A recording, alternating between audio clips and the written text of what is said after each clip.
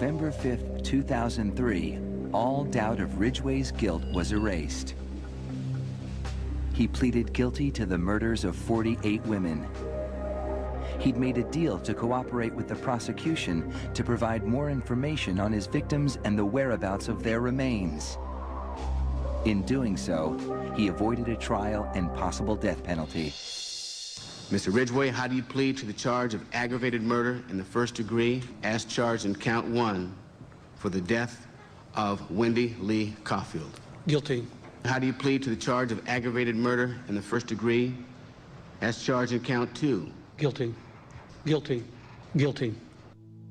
It's like he didn't have any remorse at all for what he had done. You know, he'd killed so many people, he didn't remember who they were, what they looked like. I just couldn't believe that somebody could kill all those people and not remember them.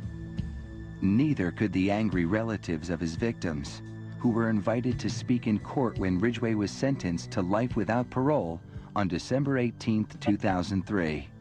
You had said your memory, when it comes to all of the women you took, was gone. Our memory is not. In your words, you said that they didn't mean anything to you, but she meant everything to us. She was a mother, she was a wife, she was a sister, and we miss her. Gary Ridgway sat there stone-faced as victims' relatives damned him and mocked him. He's an animal.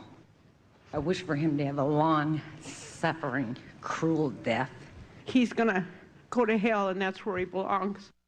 But then the emotionless facade finally cracked when the father of one of his victims appeared to surprise him with a dose of human kindness. Mr. Ridgway,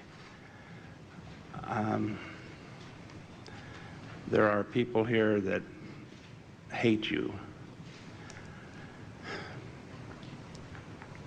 I'm not one of them. You've made it difficult to live up to what I believe, and that is what God says to do, and that's to forgive. You are forgiven, sir.